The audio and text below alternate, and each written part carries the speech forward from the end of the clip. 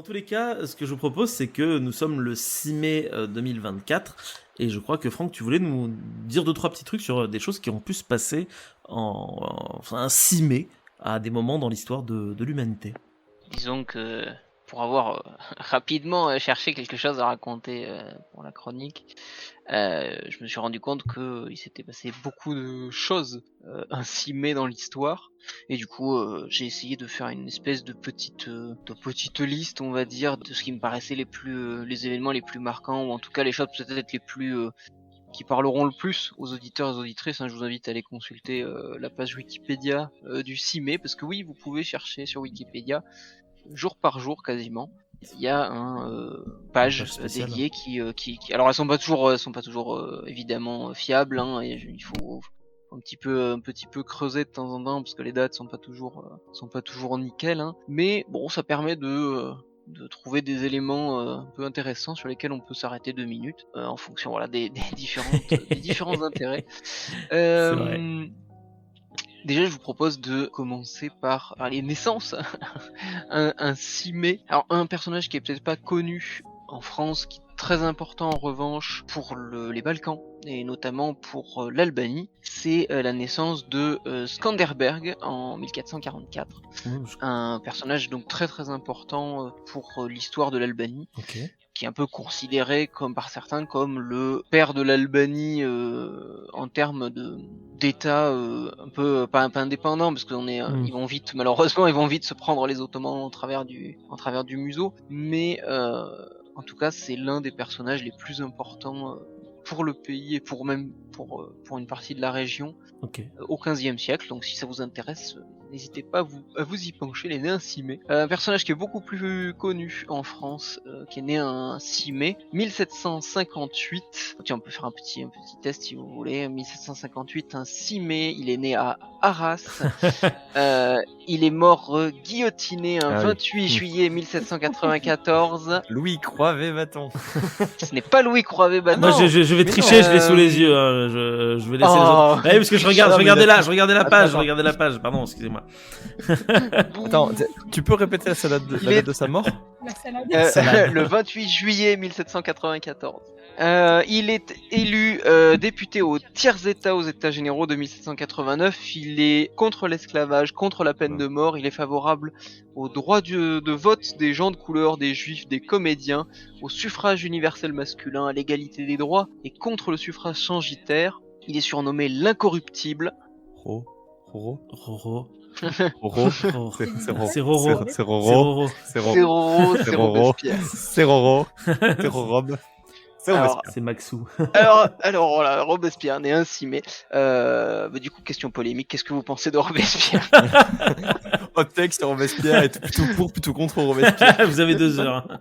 Je connais pas assez la période de la Révolution pour savoir. Je sais qu'il a une sale réputation. Le problème, c'est que l'histoire étant écrite par ceux qui gagnent et pas ceux qui finissent guillotinés, c'est toujours parfois un peu compliqué de déceler le vrai du faux. Donc moi, je saurais pas trop quoi dire. Là, t'as cité des idéaux politiques qui sont très intéressants. Donc j'aurais envie de dire que ça a plutôt l'air chouette, mais après, comment est-ce que c'était mis en application? C'est quand même lui qui est à l'origine de la terreur. Donc est-ce qu'on fait pas d'omelette sans casser les œufs? Je sais pas. C'est un peu la question qui va avec le personnage, c'est que paradoxalement, il a très longtemps milité contre la peine de mort. En tant qu'avocat, il s'est même battu pour défendre des condamnés à mort. Donc c'est paradoxal qu'ensuite il envoie beaucoup de gens à la guillotine. Après, peut-être une des choses dans ces cas-là pour nos auditeurs sur lesquelles il est important de s'intéresser, c'est que contrairement à ce que l'image un peu simplifiée de la Révolution a tendance à montrer, Robespierre, ce n'est pas la seule personne au pouvoir. On a tendance, surtout avec la 5ème République présidentialiste, à imaginer qu'il y a un chef qui donne des ordres. Sous la Révolution française, c'est pas du tout le cas. Plein de comités différents, avec parfois des autorités qui se superposent les unes les autres, sans vraiment savoir qui est le réel commanditaire. Et Robespierre, même si c'est l'un des plus marquants parce que c'est l'un des orateurs, des rhétoriciens les plus forts de l'Assemblée, ça n'est que l'un des, je ne sais plus, 10 ou 12 membres du comité de salut public, et ils votent tous à égalité, principe révolutionnaire oblige. Donc en règle générale, on a tendance, surtout qu'en plus, quand il a été guillotiné, ses adversaires politiques et les personnes qu'il avait préalablement, menacé de guillotiner, lui ont fait passer beaucoup de choses sur le dos. Parce que bon, les morts, ça se défend pas. C'est ça. Et c'est pratique. C'est pratique. Une autre personne qui est née un 6 mai, c'est ce bon vieux... Alors, on peut tenter Ok, de je refaire un regarde pas test. alors. On peut tenter de refaire un test. Je suis un souverain de la fin du 19e et du début du 20e siècle. J'ai participé à une grande alliance politique et militaire qui a déclenché l'un des conflits les plus meurtriers au monde. C'est Guillaume? Ce n'est pas Guillaume, il a le titre d'empereur en revanche, mais également de roi et de grand-duc. Bah, c'est c'est François Ferdinand? Bah Pas du coup, François Ferdinand. Non, il est pas c'est empereur. son dada, c'est son papa quoi. C'est merde. Attends, Non, je sais ça plus. n'est pas son Je sais plus papa. qui c'est. De toute façon, on va vite y arriver. Le problème, c'est que j'essaie de trouver un truc qui ne soit pas, qui ne trahisse pas. Il est mort de plusieurs balles dans le corps, pas fusillé, mais de plusieurs balles dans le corps. Ah, mais c'est Rasputin. Non, c'est pas Ça Rasputin. aurait pu. il est pas empereur. Ah oui, non, pardon, t'as Rasputin. dit empereur, excuse-moi. Non. Excuse-moi. Attends. Mais ça a bien un rapport avec Rasputin, Mais- puisque c'est effectivement l'employeur Ah, de mais c'est Rasputin. putain. Ah ben Nicolas c'est II. Nicolas II. Nicolas Ouais. II de Russie, donc dernier tsar de Russie. Il est mort. Mais Il s'est fait mais, assassiner du coup parce qu'il dit qu'il s'est fait tirer de plusieurs balles dessus sans être fusillé, donc c'est un. Oui. Ok. En fait, quand la guerre civile russe se déclenche, au départ, il est d'abord en résidence surveillée. Les soviétiques les bolcheviks vont le déplacer. Alors, je me rappelle plus où est l'endroit, c'est à proximité de l'Oural, des montagnes de l'Oural. Et alors, on sait pas trop si c'est la peur d'une grande victoire des armées blanches qui pourrait potentiellement permettre de le libérer, donc de donner un chef à l'opposition monarchiste, ou si c'est tout simplement une manière de se débarrasser de l'ex-souverain, puisqu'il a abdiqué depuis. Mais il est effectivement, il est abattu avec toute sa famille, sa femme, ses enfants, et si je ne me trompe pas, sa gouvernante et son avocat, dans une cave, alors que personne n'est responsable, censé être ses gardiens, lui font croire qu'ils vont prendre une photo de famille, et ils mitraillent tout le monde. Ouais. Ce qui est une fin assez horrible, qui d'ailleurs fera entre guillemets leçon pour beaucoup d'autres régimes, même révolutionnaires, communistes et autres, y compris la Chine, qui se rendront compte que c'est une manière assez, même si le personnage, même si le tsar c'est pas forcément quelqu'un de gentil ou d'agréable, c'est un homme politique, quoi. Je veux dire, malgré tout, les monarques ne sont dans le fond que des hommes politiques qui héritent de leur poste politique, hein, d'une certaine manière. Mais voilà, le fait de la manière dont ils l'ont assassiné est évidemment assez dérangeante, même pour des communistes, puisque petit aparté, c'est de cette erreur que vont apprendre les communistes chinois lorsqu'ils vont mettre la main sur le dernier empereur de Chine après la défaite du Japon en 45, l'empereur Puyi. Ils vont décider au contraire de le réformer, donc il va être envoyé en camp de réformation. Ensuite il va devenir balayeur public avant d'être intégré dans le parti communiste et de finir sa vie comme cadre du parti communiste. Ok. Oh. Donc de ce côté-là, voilà, grosse victoire de propagande du régime chinois par rapport au régime soviétique. Ah bah là ouais. De ouf. Wesh. Un 6 mai, on a un autre individu très important, cette fois-ci pour les sciences sociales, bien que son héritage soit particulièrement contesté et particulièrement critiqué, notamment parce que certaines de ces théories ont amené, on va dire, tout un tas de pensées un peu négatives. En tout cas, elles ont été utilisées de manière très très négative, notamment donc au XXe siècle. Mais malgré tout, il a mis le doigt quand même sur un certain nombre il a déclenché, plutôt que de mettre le doigt, il a déclenché un certain nombre d'études, un certain nombre de travaux. Ok. C'est un individu qui avait quand même, semble-t-il, pas mal de problèmes personnels, et qui ont beaucoup influé sur son propre travail et sur ses propres conclusions. En quelle année tu dis du coup? Au XXe siècle, il est né en 1856 et il est mort en 1939. C'est un Autrichien à la base. Ah. Je vois pas du tout. C'est Ça commence assez par un dur. H ou pas? Ah, non, ça ne c'est commence pas pas par ça un peut pas H. être un H. Sciences sociales, bof.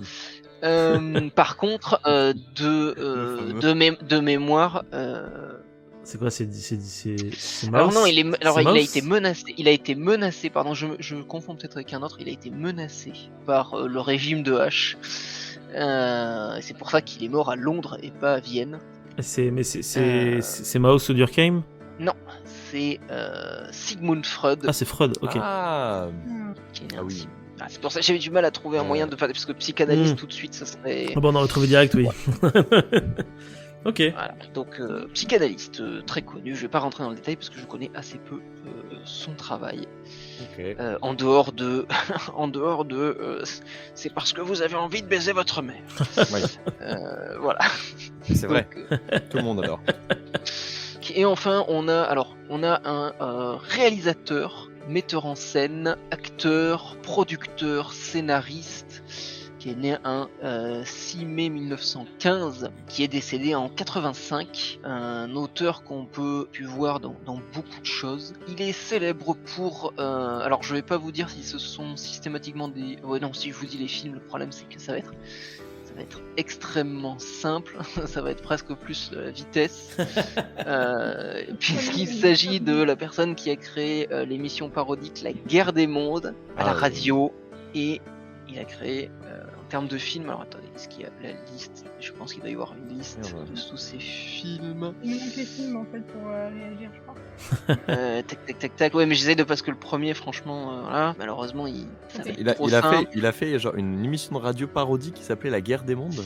Alors c'est pas une émission, alors parodique, c'est un peu, c'est pas une émission de radio parodique, mais c'est un, alors, si je me souviens bien, en tout cas l'un des épisodes est une piège entre guillemets. Ah oui, je vois. Si je me trompe pas, en tout cas. Ouais, c'est bah, dans cette fameuse émission où en fait ils font passer un canular. Comme quoi vraiment les Si je me extraterrestres trompe vont pas, le après marquer. peut-être que je me trompe de personnage, parce que je ne le connais pas non plus pareil. Cette histoire me parle. En tout cas, il a créé tout un tas de films. Bon, bah, je vais vous donner la liste des films, mais ça va se faire à la vitesse. Hein. Citizen Kane, La splendeur des Amberson, Conflit avec la RKO, Le criminel, La dame de Shanghai, Macbeth, Le troisième homme, Othello. Ah bah Shakespeare bien sûr. Moi, je suis désolé, ça fait partie des trucs dont je me suis spoilé en consultant tout à l'heure, donc je peux pas. Oui, ben tu peux le dire parce que c'est Orson Welles. C'est Orson Welles. Moi, j'aime pas trop les voleurs et les fils de pute. Mhm. Mais si t'as fini avec les naissances, j'en ai vu 2-3 passer que je trouve très très drôle. Je sais pas si t'avais fini ou pas. Avec les naissances, oui. Vas-y, parce qu'il m'a semblé voir passer, si je dis pas de conneries, Georges Clooney.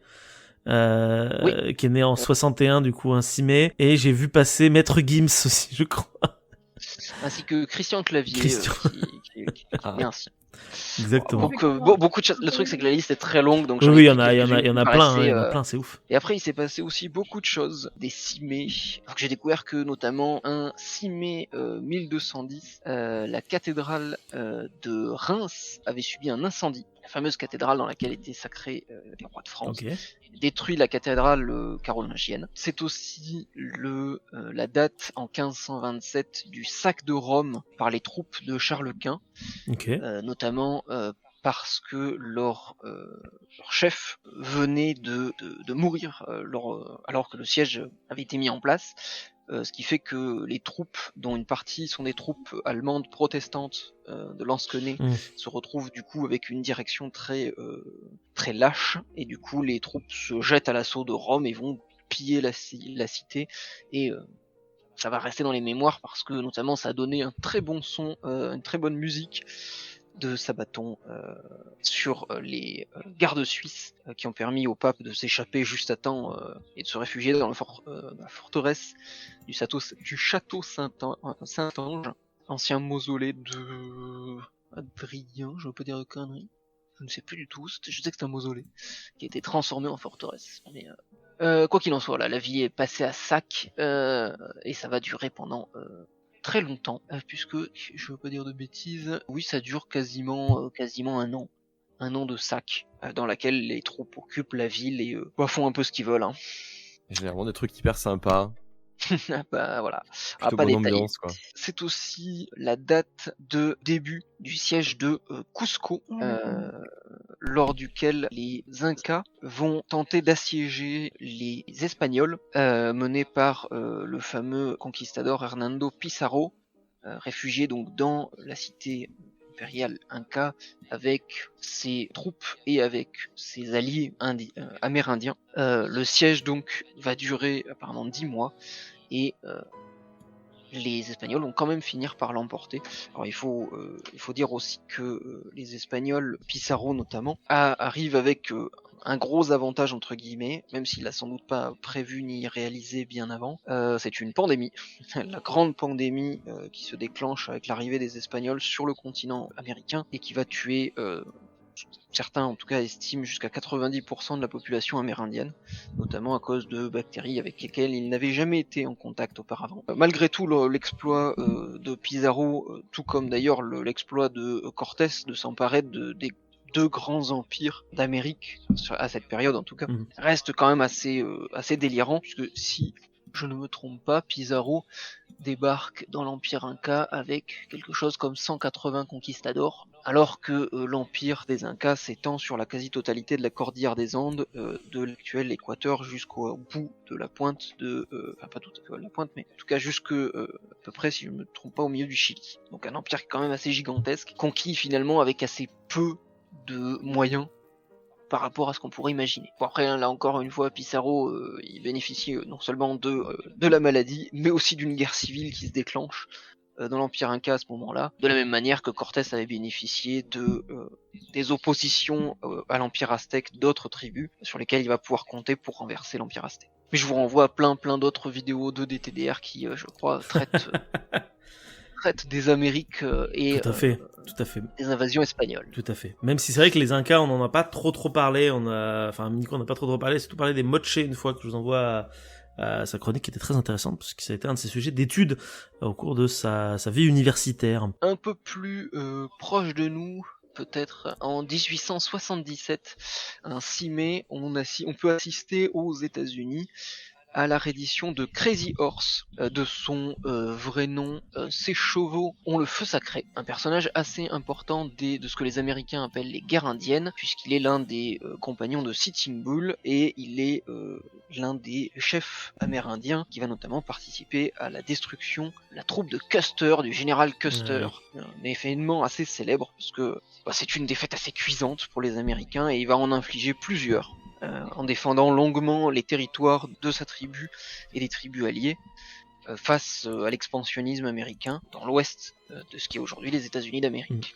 Et un personnage donc qui est assez intéressant. Qui est haut en couleur. Je me permets, puisque je vois que tu parles de l'Amérique, et je me rends compte que c'est aussi un 6 mai 1861 que l'Arkansas fait sécession de l'Union pendant justement la période de la guerre civile. Et je me rends compte qu'il s'est passé quand même pas mal de choses un 6 mai pour les US, puisque en 1863, c'est la fin de la bataille de Chancellorsville, qui est une victoire du coup des Confédérés avec le général Lee à leur tête.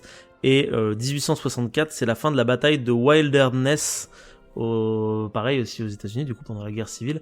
Et je te coupe juste parce que en t'écoutant et en regardant un peu ces différentes pages, je suis tombé sur une citation de Ulysses Grant, du coup le général en chef des armées nordistes, qui au cours de la bataille de Wilderness a dit ces mots à ses officiers, je cite, du coup je mets entre guillemets: j'en ai par-dessus la tête d'entendre ce que Lee va faire.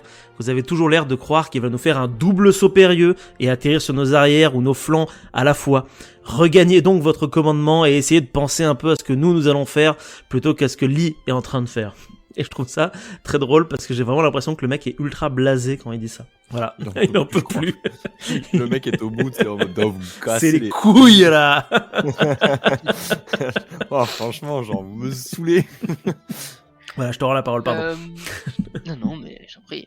L'intérêt c'est aussi que voilà, si vous avez des trucs à dire à chaque fois sur ces événements ou quoi que vous voulez développer, je suis content de lire 2-3 ceux qui me paraissent le plus impactant. Par exemple, le fait que en 1910, un 6 mai, meurt le roi Édouard VII, roi du Royaume-Uni et fils de la reine Victoria, et c'est son fils, le nouveau George V, qui monte sur le trône. Il est donc roi britannique, mais aussi empereur des Indes. Peut-être avec la reine Victoria, l'un des souverains britanniques qui trône sur l'empire le plus puissant du monde, au moment de son apogée en termes de puissance. Ok. Le 6 mai en France, en 1932, c'est aussi le jour de l'assassinat d'un président de la République. Paul Doumer est assassiné par un exilé russe, ce qu'on appellerait en tout cas un exilé russe aujourd'hui, Paul Gorgoulov, qui se revendiquait comme fasciste russe.